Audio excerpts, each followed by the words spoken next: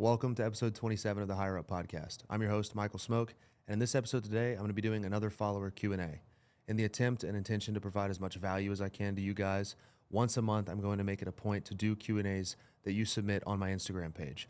So this time, I've picked 8 questions that I feel apply to the largest audience of people that I think if by answering these, I can probably hit the widest audience and help the most people at once. And this is how we'll be doing the Q&As from now on. So before I had rolled through my Instagram DMs and done this sort of impromptu, now I have them written down and I'll be sharing my thoughts and perspectives on 8 of the best questions out of 100 submissions that I got. Thank you to those of you that did submit. To those who I couldn't get to this time, I apologize. Submit next time and I'll try to get to you. Before we get into the episode, I want to thank, number one, Richie Lovelace, Daddy Wellness, for loaning me his incredible podcast studio here in Miami to let me record this. We just did an episode on his podcast, the TSL Time podcast, there's a really cool LED sign right here that you can't see. That's absolutely badass, but he built this beautiful podcast studio in an office space in Miami. And we did an episode on his podcast and had a few too many tequilas. The aftermath is still off camera here, the lime juice squeezer and the open bottle of, I'm getting chills looking at it. But it's a good episode. It's almost 2 hours long, and we're excited to share that with you. It should be out in the second week of October. If you like this episode and you get value out of it, please follow the podcast on Spotify or subscribe on YouTube and rate the show so we can help get this message to more people. Without further ado, let's dive into the Q&A. Question number 1 from Sky Kenobi is, how do you navigate eating intuitively while still reaching your goals? I picked this question because the intuitive eating space in the health and wellness community is growing in popularity, and a lot of people make creator-based content around, oh, here's a full day of eating as a fit person who doesn't cut or bulk or who eats intuitively. And I think that is sending a very mixed signal to people who are inexperienced because they believe, oh, I can intuitive eat. This person's doing it and they're super fit. No, that's like saying, oh, I can hit a 100-mile-an-hour fastball. Fucking Jorge Soler does it. No, he's taken a few more reps than you and has earned the ability to do that. So this question means a lot to me because I struggled with borderline disordered eating, irregular eating, obsessive tracking to the point where it was starting to subtract quality from my life. And in doing this approach that I follow now, I feel as though I've found the perfect balance. I have found the way to somewhat keep up with my caloric intake while also eating more or less what I want and not necessarily strictly tracking and weighing everything that goes into my body. So the way that I intuitively eat to reach my goals, number 1, I've beaten this to death, focus on nutrient-dense whole foods. Now, there's a layer to that I haven't talked about often. Most of the foods that I focus on are nutrient-dense whole foods that are high calorie. So I couldn't intuitively eat nearly as simply when I was eating chicken breast, broccoli, and egg whites. What I found is when I switched to higher fat foods like ribeye, whole eggs instead of egg whites, less poultry, and more red meat, I found that I was much more satiated. Now, this is likely occurring for a few main reasons. Number 1, egg whites to whole eggs, the nutrient profile, it's not even close, right? All the nutrients of the yolk are inside of nutrients of the egg are inside of the yolk. So when you take away the yolk, you take away the vitamins and minerals. And when you take away the vitamins and minerals, you take away a lot of the thing that makes us satisfied and prevents our body from craving it.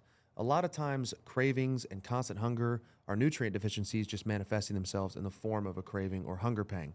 So focusing more on nutrient-dense whole food like steak, whole eggs, not fearing dietary fat, made satiety a lot easier for me to the point now where I don't track anything I eat when I cut. I eat twice a day. I have a rough calculator in my head because it's just tattooed in there. It's not possible to not have it because I tracked for so many years. And I generally know where I am probably with 10 to 15% accuracy. So focusing on whole foods that are dense in vitamins, minerals, protein, and fat helped me a lot. Like 90 to 95% of my diet being that is the biggest helper. The second thing, obviously, being a protein-seeking person, looking for protein in every meal I have, double protein when I go out to eat. Protein is the most satiating macronutrient, so it just makes it damn hard to overeat when you focus on protein and nutrient-dense foods. Minimizing my eating frequency is the next thing that I did. And I know we're strictly talking about cutting. Bulking is a little bit different of a conversation, so I'm speaking to the fat loss crowd who hates tracking calories. Reducing my eating frequency is another way that I relatively easily controlled my caloric intake. A lot of people just snack all day, and it causes them to grossly overconsume calories. But if you just say, I'm going to have 2 large meals a day and maybe a snack pre or post workout or before bed, and you make those whole foods, the odds of you going over 2,500 calories tops is very slim, even if you have a big appetite, which I do. So those things help a lot with cutting. Bulking is a little bit different of a conversation because you need to be in an intentional surplus to grow tissue and add size to be in a bulk. You need more calories than you burn, but you don't need a lot, right? So it can be difficult if you're not tracking. I simply follow my strength in the gym. I'm not saying this is what you should do. I'm just saying this is what I do. And I've built a physique that I am proud of off of doing this as of late. Every once in a while on a bulk, I'll track to make sure I am eating enough. But most of the time, if my lifts are going up in the gym consistently, I feel powerful, I have the energy to train, then I'm not worried about it. If I'm chasing PRs every training session and my strength is exploding, I'm probably building muscle. Is that optimal? Is that the most science-based approach? Probably not. Do I care? Also no, because I like training this way. The last thing I'll say is you can't sprint before you even learn to walk. And that's what a lot of people are trying to do with their fitness. In my opinion, people who tell you can just start intuitively eating and never having tracked a calorie be successful, I think that's bullshit. I don't think it's true. I think every human being should track their caloric intake for at least a brief period of their life, simply to raise your awareness around what portions of food look like. Because if you've never tracked calories and you're new to this game and you have never even looked at what a true 4 ounces of chicken or beef or potatoes looks like, you're going to be firing completely blind. So I recommend buying a food scale, getting an app, and doing it for 2 to 4 weeks until you've cycled all of the foods you regularly eat into your diet, and then you can move away from it and you can try this intuitive eating thing. And when you focus on whole foods and nutrient density, most of the time your appetite self-regulates. So that is how I intuitively eat and still hit my goals, Sky. I hope it helps, and I appreciate you being an OG follower and listener. I recognize the username, and I appreciate you. My heart is thumping right now. I've had far too much caffeine. He says as he takes a sip of Coke Zero. I went to an event here in Miami called Coffee and Chill. Shout out Eric Brown, the owner and coordinator of Coffee and Chill, an incredible guy. Went to that event, and it was so cool. It's basically an event in Miami, LA, San Diego, maybe New York, a couple other places. And they are partnered up with the Cold Life guys, obviously, the Cold Life. Shout out Cold Life, Kyle and Sam. They're headquartered here in Miami. And they set up a bunch of ice baths. They have a coffee sponsor come out, and it's just a massive networking event. There must have been 300 people there. So there's people doing dope shit everywhere. You just got to get out in the world and find it. That was one of the coolest events I've ever been to. And it's sort of the perfect segue to networking without, going to a cocktail hour. That's becoming popular, is how do we soberly network with people? And you get somebody in ice cold water, then you get them a coffee, their dopamine's jacked up. It's kind of like being at a happy hour. Everybody's juiced. Everybody's excited to be there. The energy is crazy. And I met 10 or 20 awesome people. So if you're in Miami or LA or San Diego, check out Coffee and Chill. It's badass. Let's get into question number 2. What advice do you have for people who want to make content online? Not a fitness question, but a question I get a lot. This one comes in from Damon Ledford. Damon, thanks for your submission, man.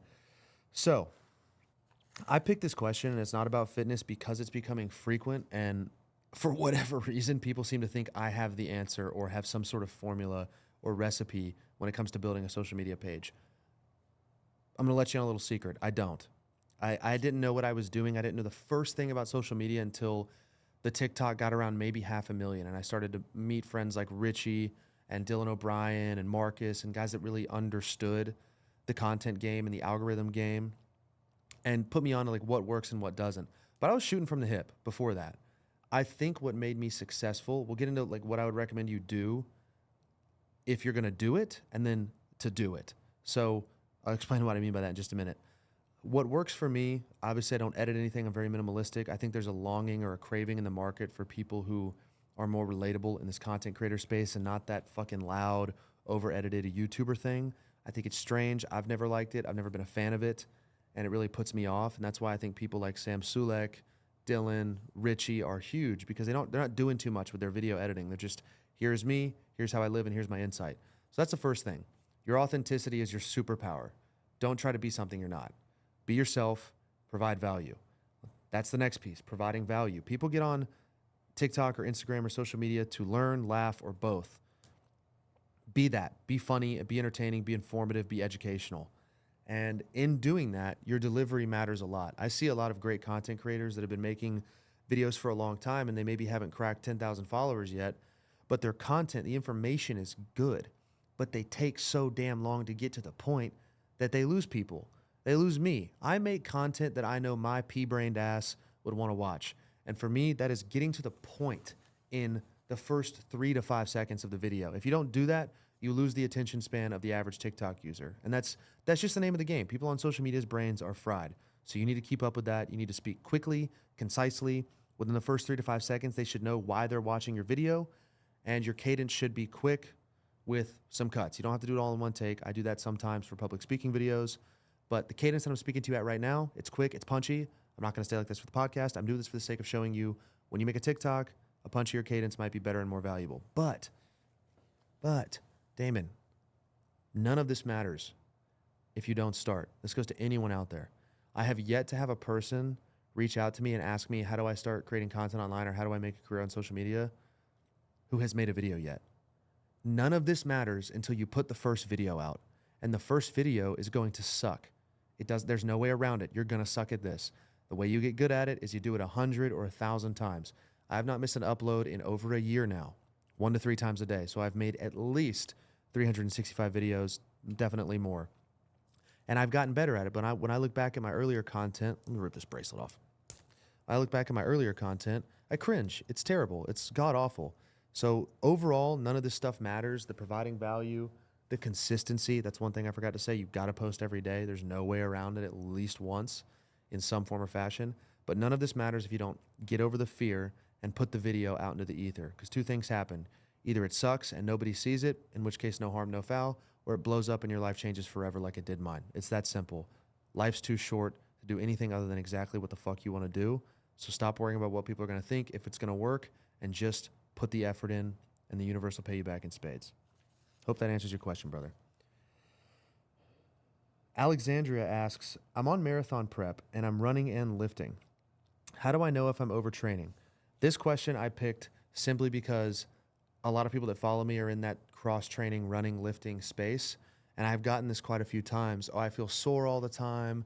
I don't feel like I'm recovering well. Am I overtraining? And I want to make this very clear. None of you, okay, maybe not none of you, most of you are not overtraining. Almost all of you are under recovering. What I mean by that is simple. You're either not sleeping enough, not eating enough, or not eating enough of the right things, or your training doesn't support that hybrid approach. If you were going to train like a runner and a lifter, it requires certain things to take place. I, for example, could not train with nearly as much volume in the gym when I bumped up into high mileage 40 to 50 mile weeks. My body just couldn't take it. It was too much pounding on my legs to go from a 10-mile run to an 8 to 12 set leg day.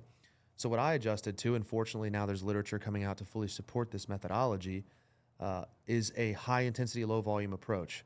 So I'm doing 2, maybe 3 working sets tops in the gym, but I'm going balls to the wall.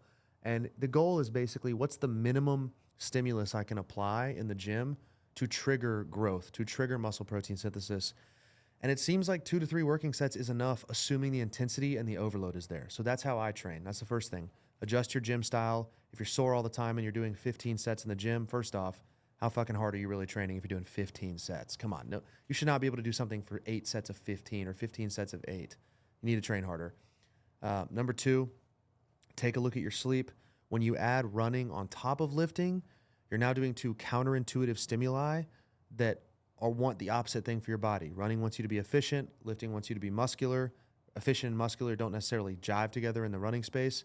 So maximizing recovery and nutrition to support your counterproductive stimuli is critical. Eating enough calories, eating enough protein to retain muscle and build muscle tissue. And if you're sleeping 6 hours a night, you need to bump that up to 7 to 7.5. You need a ton of sleep if you are cross-training. So I say all of that to simply say you're probably not overtraining, Alexandria. You are probably under-recovering. Focus hard on your sleep, focus hard on your food quality, and be very mindful of the way that you train. And this stuff should be easy. And the last thing I'll say about it is there is an adjustment period. If you're new to this, you guys are watching, you're trying to get into cross-training or hybrid athlete training, as they say. I think that term's kind of fucking corny, honestly. But if you're trying to get into this, there will be a period where it just kind of sucks. You're going to be sore. It's a couple of weeks long. You're really beating the shit out of your body, and it's not used to it. So just give it a little bit of time, and you'll get used to it. It will get easier, I promise. So, Alexandria, I hope that answers your question. Oh, this is a great one. This is one of my favorite topics. Number 4. I didn't write your name down. I apologize. But you said, my health journey starts today. What non-negotiables do I add to my routine? I might spend a little while on this. Let me crack one of these sparkling waters because I physically don't think I can handle more caffeine. What is my resting heart rate? Oh, that's nice. That's good. That's good. Just check what my resting heart rate is. God. Let's take a minute before I say it. Now's the time to comment and guess what you think my heart rate is right now, sitting in a chair for the last 15 minutes. Go ahead. I'll wait. It is. I'm actually kind of scared. This is straight. It's 105 beats a minute. That's not good. No more caffeine. Far too much caffeine. Either way, what would you do if you were starting from ground zero? This is like me talking to me 8 years ago. What would I do if I was starting from scratch 8 years ago trying to lose 50 pounds of body fat again? And the truth is, it's the same things you should be doing at day 0 as month 7, year 5. If you just do these few things, you are going to lose body fat. You are going to build muscle. You are going to feel better, think better, look better, perform better, show up better. And it's strategy-wise, have a floor, not a ceiling. I've talked about this in the past. Don't go into it with this, I'm gonna walk 10,000 steps a day. I'm gonna drink my water. I'm gonna sleep 9 hours in the gym 5 days a week, 2 hours of workout. I'm not gonna eat anything but whole natural foods. I'm going full-blown paleo. No. Again, trying to go from crawling to sprinting. That's not conducive. You will overload yourself. You will not have the systems in place to be compliant with your new approach, and you will fail. Not all the time, but most of the time. How do I know? Because I did it. I was you 8 years ago. Find a few things that you can do every day and begin to stack into your routine. And that's what brings me to the next point, which is have a floor, not a ceiling. Have an absolute minimum of things that you cannot miss every single day. My floor, in doing this for 8 years, is simple. Hit my protein goal no matter what, no matter how bad I get, off the rails I get, whatever I'm doing, I'm hitting my protein goal. I'm walking at least 10,000 steps a day, and I'm eating 80% whole foods, and I'm in the gym 3 times a week. Over the course of 7 days, if I do those bare minimums, and that's my minimum. I remember, I've been doing this a long time. So for you, it might just be 45 minutes of walking and protein goal. That's fine. So have a minimum, and what I would recommend if you're truly starting from day 0, that minimum be protein goal using palm-sized portions. So if you're watching this on video, palm size up to the knuckle of a piece of meat is about 40 grams of protein. So eat that in protein goal every day. So if you're 160 pounds, you want to be 140 pounds, go for 140 to 160 grams of protein a day. Generally, the rule is this. If you have more than 50 pounds to lose, eat your goal body weight in protein. If you don't, somewhere around body weight or just shy is fine. If you want to complicate it a little bit, the literature says anywhere between 0.7 and 1 gram per pound of body weight is sufficient for protein intake. But I like to go 1.1 because it helps keep me satiated and full. So protein goal, walking 60 minutes a day, and I don't care how you break it up. I don't care if it's 6 10-minute walks, 10 6-minute walks, 1 60-minute walk. Whatever you need to do to walk an hour a day, every day, figure it out, make it happen. I promise you have time. And if it grew in the ground, grew on a tree, or had a mom and dad, whole natural foods, make that as much of your diet as you can. Those 3 things, not even including the gym yet. If you can do those 3 things for 30 days, you can do this shit for life. And then you can look at a gym routine. And what I would do is I would simply get on Google. I have 3-day workouts in my playlist on TikTok, but you could literally go on Google right now and type in beginner workout split 8 weeks. So much free shit will come up. You don't need to buy one. You don't even need to work with me as a client. If you're interested in that, of course, reach out to me on Instagram. I'd love to talk to you about coaching. But find the free program and just get in the habit of going to the gym and doing the same workouts each week and focus on getting stronger. So if you just follow that framework for 6 months and rinse and repeat, and you're on your shit 85, 90% of the time, even 80% of the time, you will see results. Guaranteed. So that is my advice to you. And never deviate from that bare minimum, no matter how crazy life gets, no matter what challenges life throws at you. Have the things that you're always going to do. Have your basement, not a ceiling that you can unrealistically strive for and never seem to hit. Hopefully that answers your question. And thank you for submitting. Question number 5, another popular one. I've made content on this. I felt passionately about this as a guy who struggled with it. This question is, how do I stop binge eating? This one is not all of you are going to like my answer to how to stop binge eating. And a lot of you are going to think it's bullshit or it's woo woo, it's stupid. A lot of times, the thought around your problems and how much you worry and focus on the issue makes it more of an issue. For me, I found myself binging more the more often I tried not to binge. The more often I thought about binging, the more often I was binging. The more often I thought about what to strategize and what to do to avoid binge eating, the more I binge ate. What I'm trying to say is sometimes thinking and talking about your problems all the time makes them grow bigger.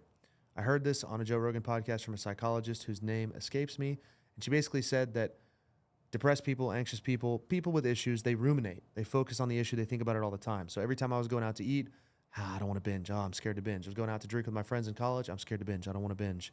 It was a Sunday. I had nothing to do. I'm scared to binge. And I always ended up fucking up and binge eating. So I stopped thinking about it so much.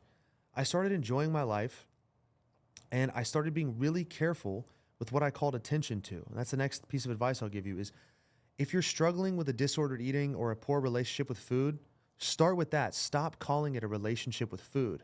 I tell people all the time, you don't have a relationship with a fucking turkey sandwich. You have a relationship with people. Stop assigning emotional value to food. It is just a thing that exists in the world to keep you alive.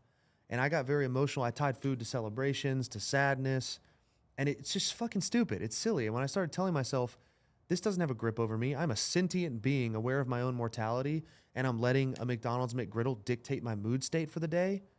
That's so silly. Why would I do that? And just that switch inside of my head allowed me to be more compliant with my diet and truly enjoy not binging on bullshit foods. I started to say, and there's now prominent creators and authors that back this mentality. There's people that say, like Joe Dispenza says, for example, your brain believes every word you tell it. So if you constantly say, I'm a binger, I'm focused, I'm worried about binging all the time, I fuck up on my diet all the time, I can't seem to stick with a diet, your brain's going to believe you. So in doing that, start saying, I am a fit, healthy person. I don't binge eat. Why would I do that? That doesn't serve my purpose or my goal at the time. I have no desire to do that. And eventually, neurons that fire together wire together, as Joe Dispenza says. Eventually, you'll start to reinforce those thought patterns and it will become real. It will become real for you. So stop calling so much attention to binging and how not to binge and how to strategize to avoid a binge, and stop calling it binge eating. There are still days where I eat a lot more food than normal and I just go, oh, I ate more food than normal, but I don't go, oh shit, man, I binged. Like, what am I going to do? I can't believe I just binge ate. And then I get that stress and that anguish around the activity. And I try to create all these rules, and our brains are wired to push boundaries and break rules. So the more rules I lifted off, the better off I was. So that's my take. That's my advice to you, man, is stop focusing so much on how not to binge and that you did binge, and stop calling attention to it by talking about it with people, with others, with yourself internally, because words give things power. When you give something attention and you assign a word to it, you give it power and meaning. And so I took that meaning and power away from binge eating and just stopped thinking about it so much. And it really did help. And that's not going to work for all of you. I'm not saying that this is the cure-all to BED. I'm saying it's what worked for me when I had a fucked up perspective on food. And that's all I have, is a perspective on food, not a relationship. I hope that helps. Question number 6. How do you determine who to listen to in the health space? This is another classic problem that people run into all the time. Coaching clients that I talk to, potential clients, people in the DMs. The phrase I hear more often than anything is, there's just so much information out there, which is true, but it causes analysis paralysis. You hear so much that you end up doing nothing at all. So I'm just going to give you the playbook of who I think is worth listening to. And this isn't to say that there aren't other creators in the space that are great, but when I think about who I go to consistently for data, information, changes on my mindset or my perspective on things, these are the people that I look to. So the guy that started me on this, I don't know that I recommend him now, but his old YouTube content is great. Greg O'Gallagher, Kino Body, when he was normal and not Kino Mojo Guru. He was just making videos, walking in his backyard, talking about the power of 10,000 steps, 3 lifts a week, protein goal, intermittent fasting, making it really simple. So his old stuff on YouTube is great. Lane Norton, Dr. Lane Norton, the godfather of science-based and evidence-based training and nutrition. Go to his page, look at his stuff. Dr. Rhonda Patrick is huge on literature for longevity and lifespan. Dr. Peter Attia, he has a podcast called The Drive, which my podcast just surpassed in the charts, subtle flex. Hopefully that's still the case when this episode drops. Dr. Peter Attia is great. Dr. Andrew Huberman, obviously, but he gets very in the weeds. So if you're not really into data and 2 and 3 hour episodes, he can be a lot. Those are some of my favorites. Thomas DeLauer is another great one. Let me think here. So those are some of the best authorities I can think of. A couple of those are all like titans in the space. A couple of micro creators I think are fantastic. TNF or Joel Twynham. Haley Cordova for the girls out there. She's one of the best in the space for sure. Will Tennyson, he's a big YouTuber, but he's obviously great as well. You've got Scotty K Fitness, who's exploded recently on social media. I know I'm just giving you a list of people, but there's the shortcut, right? If you don't want to spend the time trying to distinguish who's good, and there are plenty more that I just can't think of because this is off the cuff, but if you just want to go straight to the reliable sources, there are a few. But to spot a good creator, I think you look for the real experts. And this is a great line from Lane Norton. If you want to determine if someone is an expert on something, look at how often they question themselves. If they're never too certain of anything they say, and they use words like this may or this might do X, that's probably the expert. An expert is someone who knows that data is changing, information is changing, and they have an open enough mind to know that what I know today could be untrue or less true tomorrow or flat out incorrect based on new research, new findings, new evidence, which are coming out every single day. So if you want to find an expert, don't listen to motherfuckers that are absolute of themselves. This is absolutely terrible for you. Never have this. Always do this. Those creators are loud, and most of the time they're wrong, and they deal in absolutes, which I think makes them unreliable and not credible personally. So look for people that are constantly questioning and evolving their thought patterns, and understand that there's probably more than one way to do things, which kind of might sound ambiguous because I'm saying find people that might change their minds. But the point is, find people who understand that information can change and evolve, and that's okay. Those are the people that I look at. Lane Norton's stance on a lot of stuff, a guy I go to for most of my stuff, has different positions on cholesterol and certain things than he did maybe 8 or 10 years ago, because he's not afraid to say, okay, I was wrong about that because now the data shows something else, because his ego's not involved in it. He's truly here to help. So that's what I would look for when spotting an expert, people that question themselves. Question number 7. One of my favorites. Why is there such a huge misconception that to be fit, you have to train 6 to 7 days a week like a bodybuilder and eat chicken and broccoli? I'm going to add that to the end of the question. Some of you are going to be like, what are you talking about? I don't know. What do you mean by that? I hear all the time people aren't compliant with the gym. They say, I don't want to be in there 5 to 6 days a week for 2 hours. I don't want to do that because that's what it takes to get fit. Or I don't want to eat chicken and broccoli every day that's unseasoned and boiled brown rice because that's what it takes to get fit. And it couldn't be less true. It could not be less true. I believe fitness has been gatekept by idiots who want you to believe it's harder than it is to get really fucking jacked and fit and healthy, because they want you to think that they did this special, incredible thing, when in reality, they're just fucking stupid and they made it harder than it had to be. Bodybuilders, a lot of them are not smart people. And so they thought, train in the gym 2 hours a day, eat boring food because food is fuel and it can't taste good. No, that's fucking stupid. No. Enjoy food. I love food. I love what I eat. So I think the narrative has been spun since 90s bodybuilding as to why people think that that's what it takes, because people in the 90s said that that's what it takes. But in reality, I built my physique on 3 workouts a week, training 1 hour a session, focused, intense work, hard work, walking 10 to 12,000 steps a day. Of course, recently I introduced running, but that wasn't how I built my physique. And just focusing on whole natural foods that I learned to cook well and season well and that tasted fantastic. The secret is in extreme compliance for an extraordinary period of time, or even rather, I should say moderate compliance for an extraordinary period of time. I've only been on my P's and Q's with this stuff 80 to 85% of my life the last 8 years. But being 80% compliant for 8 years is a whole lot better than being 0% compliant for 8 years, because even though it wasn't perfect, it was a little bit better every day. I take the 1% rule to my training. If I can just get 1% better every day, that's 37 times better a year, the 36 and a half. I'm rounding up. The point is, I think people want you to believe it's harder to get fit so that they think they did this incredible thing, but also because people want you to think it's so hard that you have to eventually hire their help or pay them to buy a program, and it's all bullshit. When in reality, if you just do the obvious thing for an extraordinary period of time, you'll be successful. And that goes for anything in life. That's not just fitness, building your physique. You want to be a millionaire? Okay, save your money for a really long time. Invest your money for a really long time. You want the physique of your dreams? Go to the gym for an extraordinary period of time, years. Stay committed to the craft for a decade, and you'll look incredible. And then people ask you how you did it, and you'll say, I showed up for myself for 10 years. So I think it was gatekept by the early fitness and bodybuilding community, and people haven't challenged their own narrative or beliefs around this or done enough of their own research. So they operate on preconceived notions that getting fit is really hard and really boring and takes a ton of time. When in reality, if you have 10 hours a week to dedicate to your health and fitness, you're probably going to be in extraordinary shape within 6 to 12 months, or at least extraordinarily better than wherever you are now. So that's my take on why I believe fitness has been overcomplicated for many years, and I'm fighting an uphill battle to try to change that.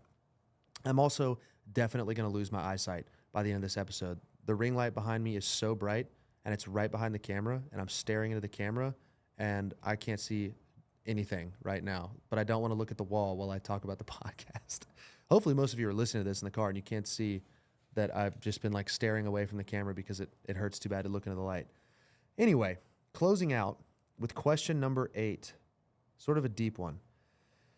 How can I find my why and then set and follow through on my goals? All right, this is where we close. So I'm going to go off the cuff with this because I've had a lot of progress on my why and a lot of spiritual work and whatever. I've done some internal work in the last few months. It's been really enlightening and really eye-opening, and working with a coach, Gabriel Pinto, who talks about getting aligned with your purpose. And he's helped me do that. And I think the secret is when people can't find their why, simply put, it's because they're not doing anything. I didn't find my why because I woke up one day from a dream that enlightened me and it changed me. And I knew, I have to make fitness TikToks. That's my why. No. I started trying things. I tried to get in shape 8 years ago, and I figured it out. I've tried to learn new things, and I figured that out by listening to thousands of hours of content and podcasts while on drives to work. For the last 8 years, I've been building my knowledge. I've been building my physique. And now, when people ask me how I got the knowledge or how I built it, how I found my why, I slowly discovered it through trying these things. Oh, here's a fitness podcast. Let me try it. Let me try to listen to that. I tried that, and then I started trying new things in the gym. And ultimately, this led me to try TikTok. I think you find your why when you just engage in things. And that doesn't mean the first thing that you try is going to be the thing that you feel you were put on this earth to do. It doesn't mean you're going to find your why on the first attempt. But there's an old, I think, Japanese proverb that says it's like the stone theory. The next stone in your path will not reveal itself to you until you step on the one right in front of you. And then the next stone will reveal itself. But you can't see 2 to 3 stones ahead. So you get onto the next stone, you step onto the next stone of your life's path by trying things, by saying yes to things, going out of your comfort zone. It's why I've been so diligent and made such a concentrated effort to go out to networking events, to meet people, to go to coffee and chill this morning. It was a little bit out of my comfort zone. I was going alone. I didn't know what the guys that invited me they were going to be doing. They were all working, so I just had to go out and talk to people, and I had a great time. And who knows what that'll unlock down the road for me and my path and my purpose. I've reached out to people for public speaking engagements recently, and it's starting to work out. If you struggle to find your why, become relentless on developing yourself. It's that simple. Developing yourself as a communicator, a networker, a fit, healthy person. Building your body is one of the foundational things that you can do in finding your why, because it gives you this unshakable sense of confidence and belief that will then enable you to try new things. So if you struggle to find your why, do shit. Try shit. Get out in the world, meet people, and you never know what'll happen. Everyone I talk to that's hyper successful is like, I never thought I'd be here. Never thought I'd be doing this, but I did this. I met this person. I talked to this person. I flew to this city for this meeting. And here they are, multimillionaires, whatever, successful entrepreneurs. And it's all because they stepped on the stone in front of them. They seized the opportunity. So that's what I do. That's what I would do if I was starting over to find my why. I would just keep trying things. I would probably start with my physical health and my body and get the most out of my physical body, and everything would evolve and improve from there. That's just my take. I hope that helps. I hope that answers the question. That's a really fun one to close on. It's something I'm very passionate about. Oh, I should also say, and then your follow-up question, how do I set and follow through with goals? James Clear says it. I've said it before in the podcast. I'm going to say it again. We don't rise to the level of our goals. We fall to the level of our systems. So if you have a hard time sticking to your goals, your systems probably suck, not your goals. You probably have great goals, but your systems, the method or means of transportation to get you to your goals is not good enough. It's not efficient enough. It's not enjoyable enough. Example, I wanted to get into cold exposure more. And so what did I do? I bought an ice bath and I put it on the basement of my patio. So all I have to do is roll out of bed, walk 10 steps, it's in the ice bath. What I mean by that is the system, the thing that I want to do more of is frictionless. If you want to hit your goals, make your systems frictionless. Make the thing that you want to do more of or achieve more of easier to do. The analogy that James Clear uses in the book is, let's say you want to stop watching TV. Take the batteries out of the remote. That's a piece of friction between you and the habit, you and the old system. Okay, you want to add it, you want to make it even harder, turn the TV around and take the batteries out of the remote, and then close the entertainment center, and then put the TV in another room.